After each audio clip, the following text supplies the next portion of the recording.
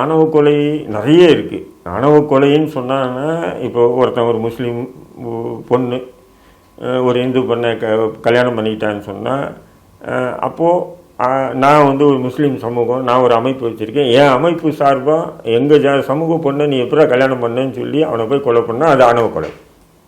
அதேமாதிரி ஒரு சாதி ரீதியாக அப்படி குடும்ப ரீதியாக ஏற்படுறதெல்லாம் ஆணவ கொலையாக பார்க்கவே முடியாது. அது குடும்ப ரீதியாக நீங்கள் வந்து சாதி மாற்றி இல்லை, சொந்த சாதியில் பண்ணால் கூட கோபத்தில் கொலைகள்லாம் நடக்குது. ஆனால் இன்றைக்கி அப்படி ஒரு இது உருவாகிருக்காங்க. அது என்னன்னு சொன்னால், வேற்று சாதியை திருமணம் பண்ணாவே அந்த கொலை நடந்தாலும் ஆணவ கொலைன்றாங்க. என்னுடைய பார்வை, நான் தனியாக தான் பார்க்குறேன், அதெல்லாம் நம்ம ஆணவ கொலையாக பார்க்க முடியும். ஏன்னா அந்த குடும்பம், ஒரு பெண்ணு விட்டு போகுதுன்னா அந்த தம்பி அவன் என்ன நினைப்பான், அவன் அண்ணன் என்ன நினைப்பான், அவங்களுடைய குடும்பத்தார் உறவினர், இந்த இதுக்காக நடக்குது கொலை. இது தவிர்க்கணும்.